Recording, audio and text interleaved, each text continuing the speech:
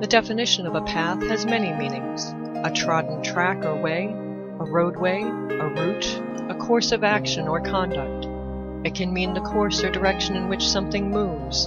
A path can mean a way of life. It could also mean an itinerary. Now, what if this path is not straight? It could be bent or curved. It could be raised to one side or uneven, winding, twisting, and turning. Isn't that what life is? An ever-changing path that we all follow in our own way and on our own terms? Come and join me, and together we can start walking the crooked path.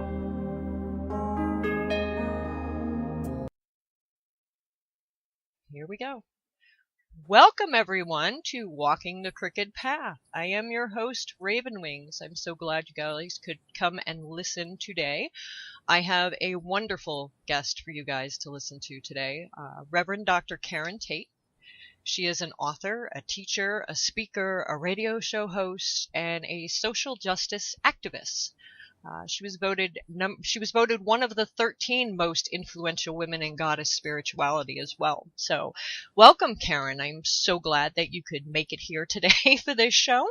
Well, thank you, Raven Wings. It is so much fun for me to be here with you today on this beautiful Sunday. Yes, it is a gorgeous day. And I'm up in Maine, so when we have good weather up here, it's really nice because we've gotten a lot of snow and cold weather this year. So nice change of pace. Well, here yes. I'm in California, and I have to say it's been pretty beautiful for quite a while, except we are in a drought. It's been too dry. Yeah, you guys have had a lot of water issues going on. So, yeah, I kind of feel for you there. That's one thing that Maine doesn't have an issue with. We've got plenty of water, that's for sure.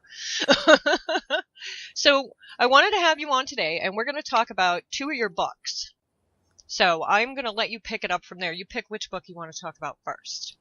Well, the two books that, I'm usually so busy talking about social justice activism, I forget to mention my books where I try to show how goddess spirituality is such an expansive topic that it's not just about us and our personal spirituality. It's also bleeds into this idea of social justice activism, because if we believe that we're really all interconnected, and say, for instance, you think of the world out there as a body, would you cut off your hand? Would you poke out your eye? No, you wouldn't. Mm-hmm. So it's I feel like it's about if you're into goddess and you believe in interconnection, then I think you have to reconcile that and be about the social, care about social justice and be for the common good.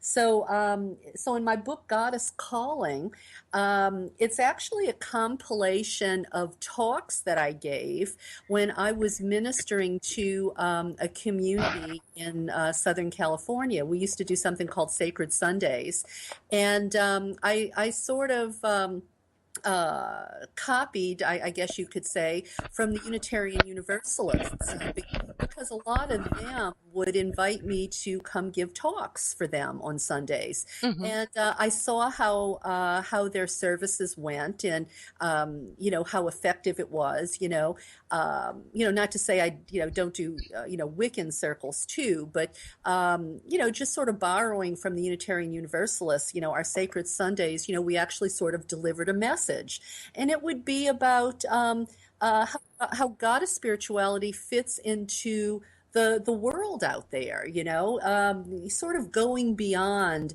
Wicca 101, or going beyond what color candle to use and what quadrant of your altar to put it in. Mm-hmm. It's more about, if you're somebody who is a goddess advocate, what do you believe?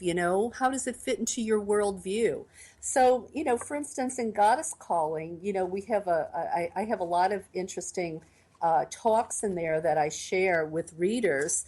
One of my favorites is Resistance is Not Futile. And I sort of draw the connections between Star Trek ideology and goddess ideology, which I thought was a lot of fun. Or another one called Goddess Notices, where I shared in just three different instances where I really do believe Goddess showed herself, showed that she was there with us, showed that she was there watching and listening, from a trip I was on in Turkey to the installation of a Sekhmet statue at the Goddess Temple in Orange County. Mm-hmm. So all of the different chapters, one half of the book is essays like that, recounting these sort of things. And the other half of the book is meditations, like a Goddess of Spring meditation, a Sekhmet meditation, a Fortuna meditation, that sort of coincide with some of the talks. So, whether you're someone who's looking to lead a more goddess-inspired life and you're looking for inspiration to maybe connect with her on a closer level, or you're somebody who maybe has a group in their living room and you'd love to get together, but you're not really sure what to say or what to do or where to take the conversation. These are really great jumping off points, I think, to sort of just bring Goddess into the conversation, but going beyond just ritual or energetics and things. I think it makes it more relevant to why Goddess is so important in the world today. Exactly. Yeah, exactly. I mean, we watch the other religions, the way they worship their god and stuff, so why shouldn't we be worshiping our goddess? Well, yeah, I have always felt ever since I came to this in the early 90s that, it was one of the things I wanted to do was to rebirth the sacred feminine into the world for women and men, because having lost her has created this horrible society that we're living in, whether we're talking about income disparity or female genital mutilation or, all of the things out there that are tearing the world apart and making it so unjust and causing all the suffering. But I think what was missing in the equation for me, and I probably learned this, I don't know, 10 years in, once it got beyond, okay, what does Goddess mean to me personally? And how is that going to change my life from being a Catholic to now being a Goddess advocate? Then I started realizing, okay, this is more than just about me. These things, are really bigger issues. There's lots of layers to the onion of Goddess. And I started realizing that the ideals, for instance, in Goddess mythology, if we go to Goddess mythology, but not the patriarchal mythology, the pre-patriarchal Goddess mythology, we've had a lot of information there to tell us how to lead better lives, lives of partnership, lives of justice, lives of equality. Sedna, for instance, I believe Sedna, the Inuit goddess, is an environmental goddess. Libertas is the political goddess. Mm-hmm. We have so much there, but we're not tapping into it. And that's what I want to do. I want to stop talking about what color candle to put on your altar and start talking about these other things, because that's what's going to change the world. Yeah, the more important aspects of what we need to be learning about and stuff. Because it's true. I mean, you can learn magic all you want, but if you don't learn what's behind it, I mean, what good is it? True. And I want to be fair. We're all at a different place in our spiritual evolution. We all have to start at the beginning. And for some people, starting at the beginning is maybe, gee, this is the first time I've read about the goddess Isis, or the first time I've read about the goddess, Kali. Mm-hmm. You got to start somewhere, but I think you also have to evolve. And for me, anyway, and a lot of the people I know, it goes beyond Wicca 101. It goes beyond just the Wheel of the Year, and it turns into a political movement. Exactly, yes, and not for nothing, we could actually definitely use some more pagans in the political movement itself. That would be helpful. I don't know about you, but I am so tired of the right wing Oh, yes. injecting their regressive politics into law. Mm-hmm. I'm done with it. Yep. And quite frankly, I'm also tired of the corporatist Democrats who have sat back for the last 20 years and have witnessed silently or having been complicit in the demise of the middle class. The Democrats are a little better on social issues, but I just watched a video that showed Hillary saying that, sure, she could compromise with the Republicans on abortion. What? Right? I And there goes women's movement for years right down the tubes, Thank We've you. had to fight for so long, and it's not going to change anything. What it's going to do, if they stop abortions for women, it's just going to make them go into the back alleys the way they had Yes. to before, and then we're going to have women dying. Yes. So, Yes. it's not going to make it any better, you know? I came to this, it got to be, I evolved on this subject having learned the teachings of Riane Eisler in The Chalice and the Blade and Hmm. Merlin Stone when God was a woman. And one of after Riane in her Chalice and the Blade writes all about herstory so that we know, that there's a basis in fact for the idea that, women weren't always subjugated. Women were either equal or superior in society. Hmm. Then she starts talking about partnership rather than this dominator society that we have.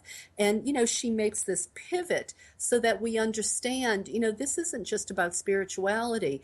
We do have to take our spirituality into the public arena because that's what morals are about. It's like when progressive Christians say, what would Jesus do? It's the same thing. Yeah. What would the goddess do, Yes. Yes. Exactly. Yeah. Yeah. Exactly. I mean, is the goddess going to cut food stamps? No, I don't think so. Is the goddess going to let you be for fracking? No, I don't think so. Oh, I don't really think Jesus would stop a gay couple from getting a wedding cake either. So, I know. I Yeah. just, because this was a man who, saved Mary Magdalene from being Yeah. stoned to death in the middle of town. So I really don't see him saying, well, no, you can't bake that man a wedding cake because he's Yeah. marrying another man. So, Yeah. and if you went through and did exactly what the Bible said, none of us would be alive. We would, True. Yeah. we'd all be dead. So, being stoned or burnt at the stake or whatever the case may be.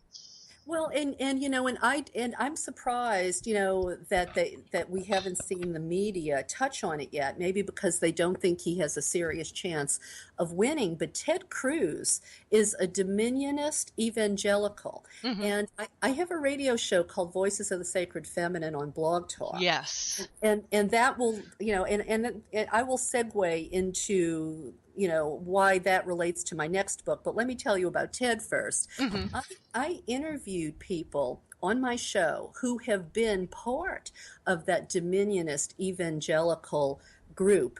Women who were stuck in what's called the quiverful movement, for instance.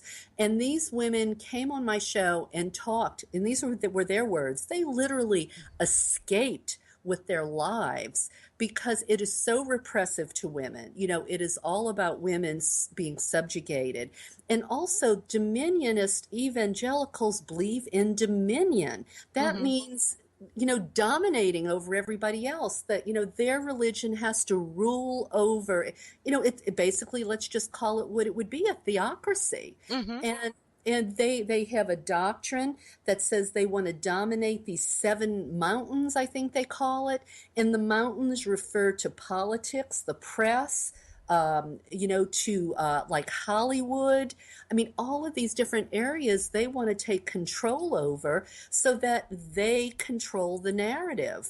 I mean, what could be scarier than that, Exactly. And we're complaining about ISIS and the way that they're doing their things, and yet take a good look around, we Yes. can't say that Christianity was not a malicious religion. Look at what they've done over years, of wars that were fought in their God's name and stuff too. So, it Yeah. scares me. It scares me. It does. And, the and when Christian Americans cannot admit that. When we can't it seem to admit out there in public, at least some people, that fundamentalist Christians are just as bad. They might not be riding around in jeeps with bazookas like ISIS at the moment, Mm-hmm. but they still want to dominate and control your life. They're not doing it putting a gun to your head, but the effect would be almost the same, because you would not have freedom anymore. That's why we left England to get away from a theocracy. Mm-hmm. Exactly. So why would we buy into it all over again? Right. And what scares me too is if we get someone like that in office, what's to say anyone who is a pagan is not going to have the privilege of being able to, have our religion. It may be taken over, and they may say, no, you can't do that. Well, you have to convert, Yeah, how many times did that happen through history? Pagans had to convert or die. Yep. And it happened. The pagans were threatened by Christianity that they had to convert or die in a lot of cases. Yep. And it's really a scary proposition. And I tell people who won't support moderate Muslims, you better think twice, because, if the religious right got so powerful that they could, like some of these people are talking about putting Muslims in, Ted Cruz was talking about, let's have patrols in Muslim neighborhoods. What we did the Japanese during World War II, we put them in internment camps. Mm-hmm. If we ever got to the point where they could subjugate another religion like that here in the United States, then could pagans not potentially be under threat? Exactly. We could be next. Exactly. And that's what, I say all the time. We have to get out there. We have to vote. We have to be active, because, our religion depends on it. If we lose the ability, they can just, wipe that out of there anytime they want. It depends on who's in office, because Congress is not going to go, oh no, veto. They're going to be like, oh, you want to make Christianity the religion of the United States? Great. And what is so scary to me, Raven Wings? So many of the conservatives who have the big bucks, mm-hmm. they are the ones, the Koch brothers, who are against Social Security, and, you think that there should be no controls to protect the environment. It's these really rich right-wing people who are buying off our politicians right now. They could care less about these sorts of things. Oh, yeah. Oh, yeah, definitely. They don't care. They're like, whatever. If it's going to line my pockets, I'll vote any way you want me to. Yeah. And that's why, I guess I talk more about this sort of stuff than I talk about, well, gee, what's the best way to do a ritual? Yeah. I started out that way in the beginning, talking about doing rituals. We did wonderful ISIS rituals out on the beach. And if we have time, maybe, if you want, we can talk about that too. But, when it concerns me when I see people in the community who aren't reconciling their spirituality and their politics. For instance, they claim to be a pagan. Well, if you're a pagan, I think that generally means you or earth-based spirituality. Mm-hmm. So do you care about the earth? Okay, well, if you care about the earth, can you support politicians who would allow corporations to destroy the earth? Likewise, Hillary Clinton has gone around selling fracking to the world, mm-hmm. Because they want us to move away from, fossil fuels. They see that as a transitional way for energy. Well, I'm sorry, fracking is causing earthquakes. Oh, yes. It's water. Our water supplies are being damaged from all of that and everything. Yeah, so at some point we have to take a stand and say, do we really believe, does our spirituality mean something to us? Does the earth mean something to us? Or are we going to just keep looking at our telephones and, liking things on Facebook and buying the next gadget mm-hmm. that comes down the pike from Apple? What are our lives going to be about? Are we going to be a serious people or a frivolous and shallow people? Exactly. I've said before, if trees gave off Wi-Fi, more Yeah. people would be apt to save them. Yeah. But Yes. think about it. Trees give off oxygen. So, but if it gave off Wi-Fi, oh yeah, there'd be every business in the world going, no, we need to save the trees, but being that they only give off oxygen, why do we need the trees? Let's just cut them all down and rape the earth. We're raping our planet. We are totally raping our planet. And what people don't realize is long after we're gone, the planet will still be here. Yeah. It's going to be pretty battered and banged up from what we've done to it, but it will outlast us no matter what we do to it, because eventually it's going to be like what happened to the dinosaurs. We're just going to get wiped off, Yeah. and it's going to start all over again. Well, and I realize I'm being facetious here, but only partly facetious. I mean, you have the right wing who, like the Koch brothers, who want to deny climate change, or you have Obama and the corporatist Democrats who want to make such minute incremental change that it will be too little too late. And we wonder then, so then, the market, capitalism, when we no longer have clean air, you know what? They'll make tons of money selling us gas masks. Oh yeah. Oh yeah. Just created a new industry. Yep, and oxygen tanks. Yep, here you go. You want to survive? Yep, so it's going to cost you. It's going to cost you. Air will no longer be free, and safety will no longer be free, and it's going to get to that point, which is really, really sad. And clean water will be for the rich. Oh yes. Just like clean water is for the rich right now. If Oh you yeah. stop and think about it, in third world countries, they don't have clean water. Nope. But does anybody really do anything about it? No. So I don't know. I guess the older I've gotten and the more deeply I think I've started to care about goddess and, what goddess spirituality really means, I think it moves you to this place if you are kind of a thinking human being, But look, that's not to say that it isn't difficult. I was just at my wisdom circle last night, and we had the conversation about, is it easier to just wear blinders? Isn't ignorant, being in that state of ignorance is bliss? That's so much easier than, facing all the problems. And standing up for what you believe in. Yes. Yes. Yep. Yes. And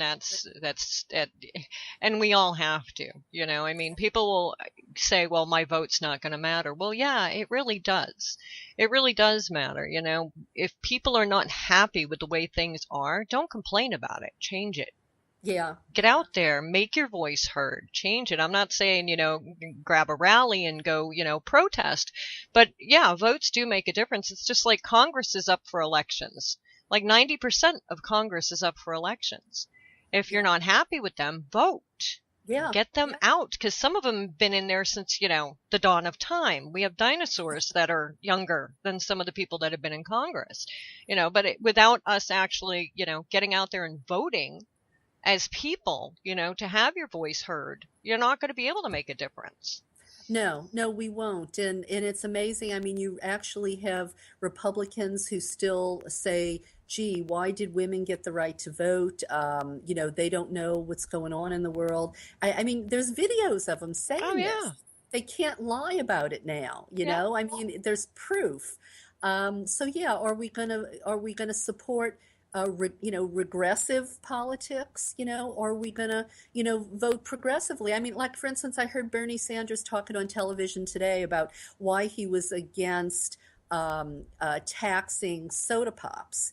And he said, well, all that does is hurt poor people because it makes it more expensive for them to buy a Coke.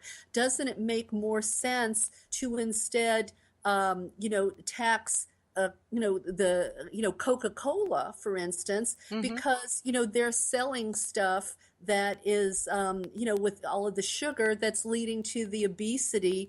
I mean, it was in that context. Yes. We always sort of go after taxing the middle class and the poor, and we leave the rich and the multinational corporations off the hook for. Oh yeah, they get tax breaks that we don't get, and I love this fight that they have about obesity, because I saw a meme the other day that just said it perfectly. It's like, don't complain about the obesity when you're charging 99 cents for a cheeseburger and $5 for a salad.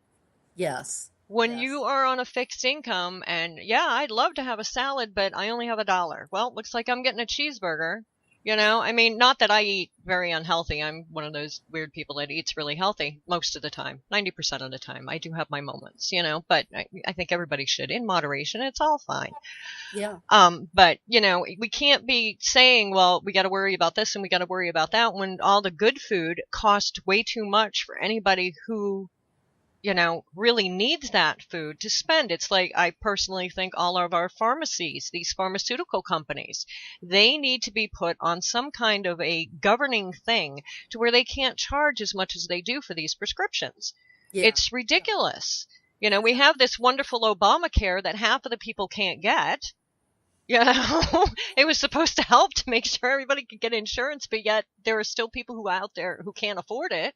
And now they're being fined for not having it. So if I couldn't afford the insurance in the first place, how am I supposed to afford a fine? So now we're going to have people in jails for not paying a fine for health insurance that they just can't afford. It just doesn't make any sense. I mean, it was a great idea. It was a great concept, but, it needed more work before they made it into a law.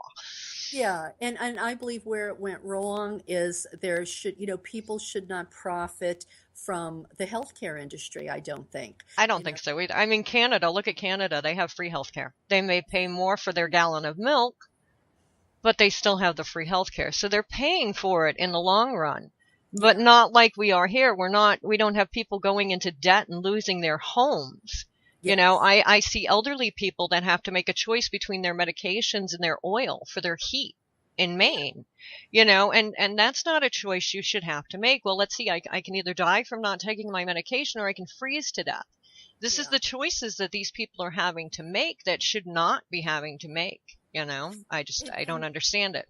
And it's unfathomable to me that the people who have been obstructionist in government, the Republicans, who profess to be about family values, they're really not. The only time they're really about family values is when it comes to wanting to control women. Mm-hmm. And the hypocrisy of that is they're supposed to be the ones that don't want government in our lives. Exactly. So they're just hypocrites. And again, I used to always support the Democrats, but I'm stopping to support the Democrats too, because they have sat by way too complacently when, too much has happened. It's like they have no backbone. They don't have enough fight. And, they don't take the fight to the Republicans, I think, often and loudly enough. I heard somebody use the analogy, when they go into a fight, the Republicans come with a gun and the Democrats come with a book. Mm-hmm. Well, it feels like that, I've also, it feels like, the Republicans will come into a negotiation, demanding more than they could possibly think they could ever get. And the Democrat walks into a negotiation asking for half of what he maybe wants. Yes. So what ends up happening? That's not negotiating from a place of strength. You go in, I think, a compromise isn't you giving up 75% of what you want and the other person. We have to create win-win situations. Exactly. And exactly. And I believe, God is spirituality, partnership, negotiation, collaboration. That's about creating win-win situations, not these winners and losers that create these huge disparities that we have. So. Exactly. And your other book, which I have here, and eventually will be able to read it at some point in time, is Walking an Ancient Path. Yeah, that was my first book, actually. Mm-hmm. And that one, I think, is probably the closest to being Wiccan, if you will, in a mm-hmm. sense. That was before I had, I was maybe on the cusp of getting into the social justice activism. And with that one, I talked more about the nuts and bolts of what it was like for me to integrate goddess spirituality into my life. I even divided the book into 5 sections, the 4 elements in spirit. Mm-hmm. In the spirit section, I talked about how me, a woman who was living in the Bible Belt and who grew up into a Catholic family, could become a priestess of Isis, Exactly. and, how does that evolution happen? And then in the Earth section, I talked a lot about the magical experiences we had going to sacred sites. In Yes, and the you've been to a ton of sacred sites, haven't you? We were lucky. I have to say, I could not afford to do that anymore. But in the 90s, my husband and I were part-time travel agents. Oh. And that was when, we could fly to Paris for $300, Mm-hmm. and I mean, you can't do that anymore. And the euro wasn't, I mean, the dollar bought more. Yes.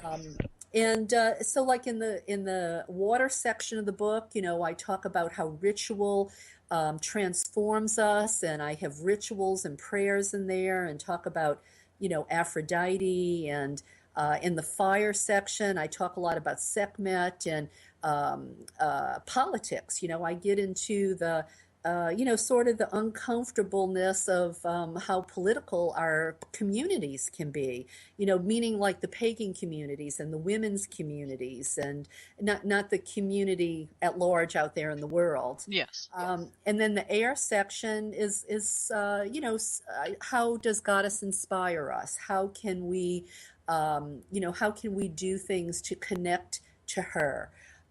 So I tried to give sort of an overview of, different ways, give examples, prayers, rituals. There's ordination ceremonies in there. There's initiation ceremonies in there. There's prayers. There's magical stories. I talk about the times that I really thought I witnessed magic happening. Times when, powerful divination experiences. Mm-hmm. So, those are the more magical, metaphysical, esoteric stuff Mm-hmm. is in Walking an Ancient Path. Yeah, great book. As far as I've gotten into, I'm really enjoying that. Thank you. Thank It you so is. much. It is. Now I'm going to have to get all your other books. So yeah, Well, I'm going to be reading a lot. Well, one of the things I started doing, I took a break from writing books, and I started doing my radio show, Voices of the Sacred Feminine, because I felt these conversations like you and I were having, we couldn't expect to get that in the mainstream world. No. If we had to start doing this for ourselves. And so I've been doing Voices of the Sacred Feminine on Blog Talk for 10 years. And out of that came my last book, which is an anthology of a lot of the people who have been on my radio show. And it really shows the big umbrella out there of people, whether they call themselves a goddess advocate or not, what allies we have out there, because we have the same values, we believe the same things. Mm-hmm. So, some of the people I've interviewed and put in the book, they range from, Barbara Walker, our foremother, so famous, Mm-hmm. to Noam Chomsky. Jean Shinoda Bolen and Laura Flanders on Grit TV. Mm-hmm. Phyllis Chesler, the famous feminist who wrote the book Women's Inhumanity to Women, to Charles Eisenstein, who talks about, the energetics of money. Lots of wonderful voices who are feminists, who are liberal, who maybe they're even an atheist. I mean, I was flabbergasted to find out that Barbara Walker is an atheist. Mm-hmm. But yet here she's written all of these wonderful goddess books because she believes it's because of her value system. Her morality is more in alignment with the ideas of goddess spirituality, even though she doesn't really believe in a goddess per se. Yeah. Exactly. And I'm a pagan, and my future husband here, he's an atheist, but he totally backs everything that I talk about and do, because I mean, it's not so much based on the religion fact as it is morals. And Yes. and that's a big deal. You can be a Christian with no morals, just as you can be a pagan with no morals. It has nothing to do with the religion itself. It has to do with, the difference between right and wrong. Yeah. and as sad as it is, there's a lot of it out there where, I look at this generation that's growing up now, the cell phone generation that, don't even talk to each other anymore. They can be in the same room together and they're texting each other, which I just, there is no social skills at all anymore in the world. Yes. It's like handwriting. We took handwriting out of school. I'm like, why? Yes. I'm like, Yes. I heard a story the other day. This older lady, she was in her 60s or 70s. These young punks went to steal her car. They couldn't steal her car because it was a standard shift. I'm going, are you kidding me? That was the first thing my father taught me how to drive. My father said, if you can drive a standard, you can drive anything. Yeah. And it brought it into light for me. I was like, wow, our generation that's growing up now, which will be running this country eventually, has no common sense. They don't know fundamentals anymore. The fundamentals are all gone. And, heaven forbid you discipline your child now because, you're going to have DHS at your house. Yeah. So, I'm sorry. I grew up in a household where if my father took off his belt, I straightened out really quick. I didn't have ADHD. I had okay. Yep. I apparently did. He never even had to touch me. It was just respect. It wasn't fear. It was respect. Yeah. And we don't have it. I watch kids cross the street today. They don't look. I'm like, Yeah, oh they're my looking at their God. cell phone. Yeah. Yeah. I'm like, oh my God, are you kidding me? I'm like, what happened to just common sense in general? And we have this thing which bothers me. This $15 an hour for people who work at McDonald's and stuff is wrong. McDonald's should be a stepping stone to a real career. Not a career as far as I'm concerned. I mean, when my daughter was in high school, she worked at McDonald's. But it was a stepping stone to get her money so she could, get her driver's license, her driver's ed, her this or that. She is now in a credit union, which she will be running part of that credit union because they're putting her through the rest of her schooling. That was a stepping stone. It wasn't a career choice. And she's not making $15 an hour. Right.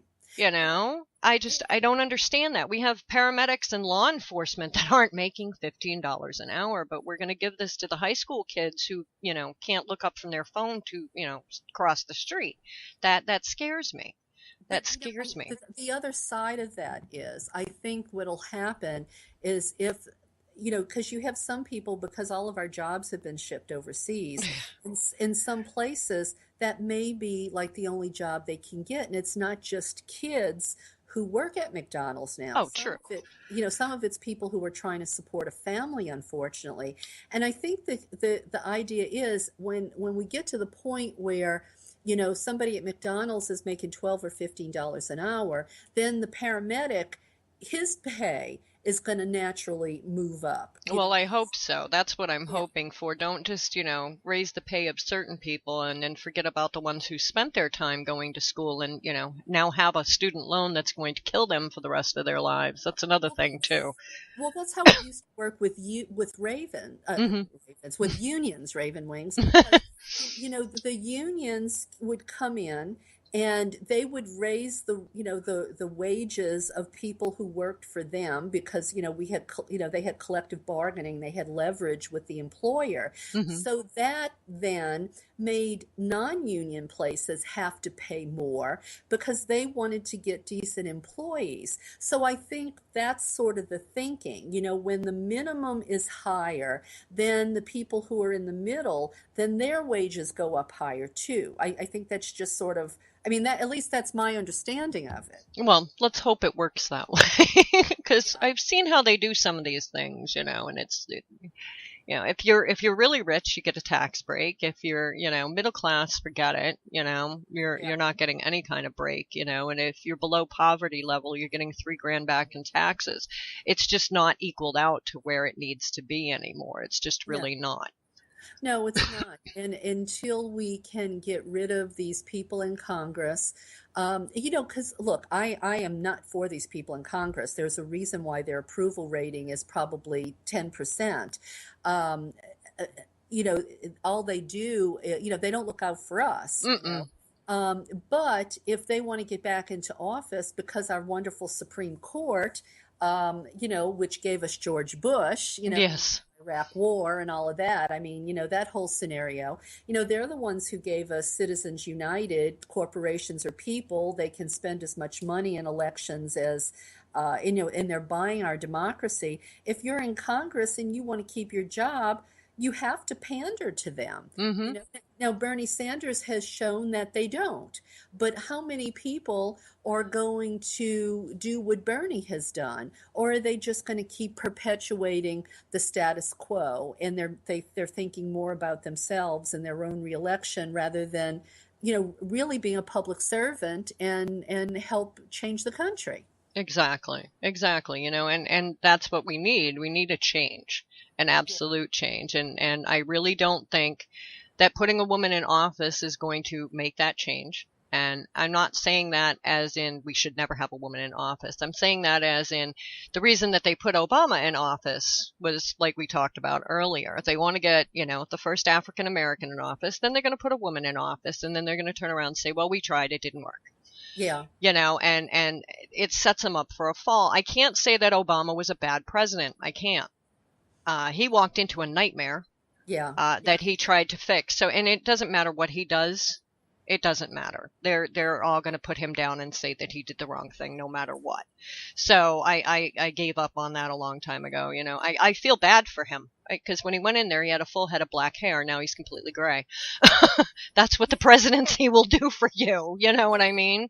For anybody. Yeah. Yeah. With a woman, she can dye it. Yeah, exactly. And I look around and it's, everybody thinks, well, it's the president's fault. No, it's not. He really doesn't have much say in anything, Those are low information voters who say that.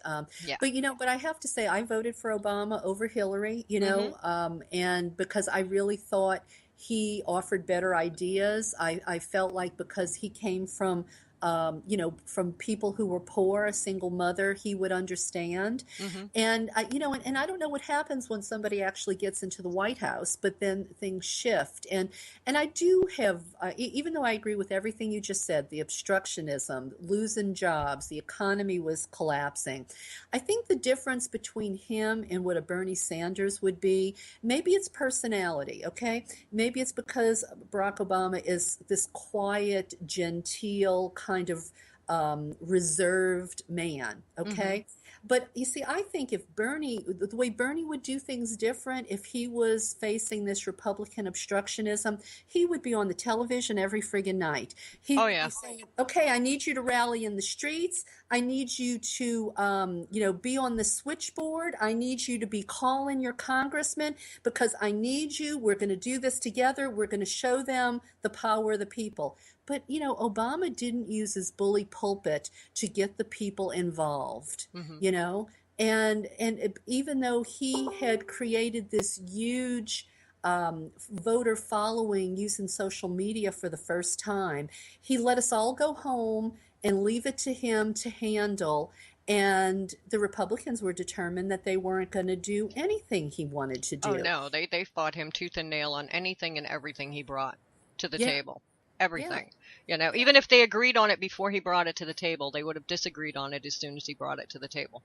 Yeah. And I do believe, Obama is a corporatist Democrat. He is too much for the corporations. Was he there trying to help the unions? No. He signed off on Arctic drilling. He was for the TPP. At least he didn't sign the pipeline into but he's promoting the TPP. He was this big, he deported more immigrants than Bush did. Mm-hmm. He didn't let whistleblowers do their thing. He prosecuted whistleblowers. So I do have a lot of remorse about Obama. So when Hillary says, oh, well, we're just going to continue what Obama did, I'm sorry, it wasn't good enough on the social issues, Yep, exactly. And I really don't think as tough as Hillary proclaims herself to be, and the persona that she puts off, she's going to fold. Oh, yeah. She'll fold in a heartbeat just because, okay, well, if you do it our way, this is why it's going to be good for you. And she'll go, okay. And I would say that whether she was female or male, because I'm not going by gender. I'm just going by, how she seems to me. She just, and there are women out there that have ruined it for us, like Palin, who, this is why we don't use lead paint anymore, people. And it scares me, and she's backing Trump, and there you go. Like, and if we get Trump, we're just going to have a giant wall, and the only people who can afford to live here are going to be those who are rich. Well, Raven Wings, I got to tell you, I am struggling. I am struggling right now about, do I fall in line behind Clinton if California can't deliver for Bernie? I am struggling, because at what point do we stand up and say, I am, I am going to go off this cliff, and stand for what's right, or I am going to give her my vote, and support the status quo. Yeah. I mean, I was listening to. It's like, who's the worst of the two evils? And it's like, but this is where the whole world needs to come in and just do a write-in candidate. Yes. And screw them all up. Well, I wish, I worry that Bernie will be pressured into falling in line behind her if California doesn't, deliver more, deliver him the state. Mm-hmm. And everything, I worry that everything will just go back to as if this never even happened. Yeah. And that concerns me greatly, because most of the people I know barely have their head above water, and these crumbs, I think, that Hillary will give us is not going to make enough difference in their life to make a significant difference. No, and if she's going to fold on the abortion issue, which she's already saying she's going to compromise on, I mean, what's that saying for women? She is a woman, and I realize, she's in the Crohn's stage, and probably doesn't have to worry about abortion anymore. But, she has to remember she does have a daughter. Yes. And it's a health concern for me. As much as it's my body, I should be able to do what I want to with it. It's also a health concern. If you make this illegal, if you say, nope, you can't have an abortion because it goes against our beliefs, they're still going to happen. It's just like saying, oh, we're going to take away everybody's guns. The bad guys are still going to have guns. Yeah. The bad guys that are running the abortions are still going to be in the back clinics, with the coat hangers, causing, women to die. It's scary. It's very, very scary. It all just scares me to death. Yeah, so it's like, do we take our, if Bernie can't get the nomination, and I'm still hopeful that he will, I really am still hopeful, because, California, they've always said, the way California goes, so goes the country. We are really organizing out here like crazy. California can put Bernie back over the top, or even if he's close, if they don't steal it, because I have my ideas that New York was probably stolen, because the exit polls showed that Bernie did much better than the voting showed, and they've admitted to disenfranchising a lot of voters and all of that. So if California isn't stolen and Bernie can come close or win it, and go into the what do you call it, the camp, the primaries, yes, into the convention, with some leverage, more leverage than he has at this moment. And he can say, look, I'm beating Trump in the polls. Do you want to run me, or do you want to run Hillary with all her unfavorability ratings? And, because I think he would be a stronger candidate against Trump. And the DNC is blind to that fact, because Hillary and Bill are the establishment. They are the Democratic Party and have been for years. And I don't know. I know that I make some of my feminist friends angry when I say this, but as a feminist, we have been fighting against the establishment for decades. Why would we turn around now and support the establishment just because the establishment candidate is a woman? You see, to me, that is not critical thinking. That is groupthink. Yeah, exactly. I mean, it's just like if Sarah Palin was running for president. I'm not going to vote for her just because she's female. I'm not. Yeah. I'm not. I'm going to vote. I don't care if you're black, white, green, male, female, hermaphrodite. I don't care. I don't care what you are. I don't care what bathroom you use. I don't care. I want to know that you're actually going to be someone who's for the people and not just for, the establishment that's out there and the ones who already have the money. Yeah, because I believe the thinking. I think it's very logical what Bernie has been saying. I mean, these corporations have not been given Hillary money for nothing, Right. because she will say, "Oh, well, we can only do a little bit." Oh, or it's too hard right now, or Mm-hmm. she will give us lip service at the convention to make Bernie fall in line behind her, to try to convince us to fall in line behind her. And then when she gets into office, there will be some excuse why we can't get what we want. She will not try as hard as Bernie will try. I Mm-hmm. believe that in my bones. Yep. And we all know what Trump wants. Trump just wants supreme power. Yeah. That's his thing. I've determined. It seems like that is with all the Republican candidates, though. It's just, I want that power, power, power, power. And they don't realize that. I got news for you. Being president doesn't give you the power. Being in Congress gives you the power. You want to run for an office, run for Congress. It seems like they have way more power than our poor little president does. But, Yeah. it would be nice. Well, but then again, our presidents lately seem to just bow down to Congress too. And we need somebody in there that's going to go, no. Yeah.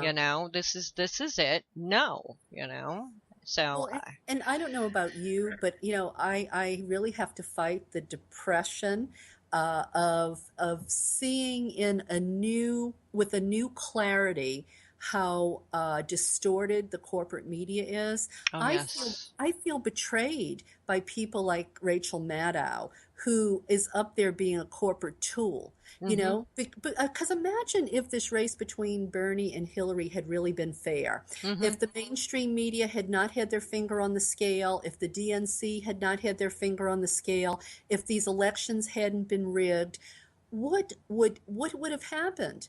I can't help but think that Bernie there wouldn't be a question that it would Right. be Bernie, you know? I And know. but I honestly feel betrayed by the media. I feel betrayed by the DNC. I feel betrayed. I don't even listen to the news much anymore, just because I don't want to. I Yeah, don't need to. I mean, they're only going to tell me what they want me to know. yeah, So, yeah, yeah. what's the point? But we have talked for an hour. I didn't even put the commercials in. Oh, that's right. I Oh forgot yes. about that. Oh well, Yes, that's okay. It happens. We'll play the commercials later. But oh my God, I'm so gonna have you back on again so we can actually talk about your books. well, thank you. I'd be happy to do that. Oh, wonderful, Karen. I want to thank you so much for coming on with me. But yeah, I will definitely have you on again. So I will stay in touch with you and stuff. Plus, we have to keep updated on everything that's going on with this election year as well. So Absolutely. uh, Thank you, Ravenswood. thank you so much. And Can I just give my website real oh, quick? absolutely, please do, because you have so much stuff on your website for people to learn about you. Yeah, lots of free stuff. I mean, I Hmm. don't have time to talk about it all, but there's lots of free stuff there. But it's just my name, KarenTate.com. And you know what? I'm not ashamed to say, remember Sharon Tate? Yes. Yes. If that helps you remember Karen Tate, go to KarenTate.com and you'll get all sorts of free stuff there. Yes. Yeah. You'll love her website. And she has the goddess. Um, yeah. I wrote it down too. Give me 2 seconds. I have it right here. Uh, you have a goddess thrift store, gift shop. Yes, yes, I Yes. do. On that site as well. Yeah, there's free downloadable meditations there. You can find my books. You can make a donation to my radio show to help keep it on the air. Yes. And check out her radio show on Blog Talk Radio on Wednesday nights, correct?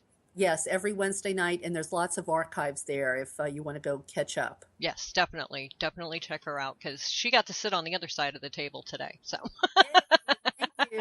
oh, no problem, hun. I want to thank you all for listening. Next week, I will have Cypress Sky, who is a psychic, on the Walking the Crooked Path. I can't talk today. And don't forget, Thursday, I will be doing a Beltane show. So, have a great day, everybody. Bye bye.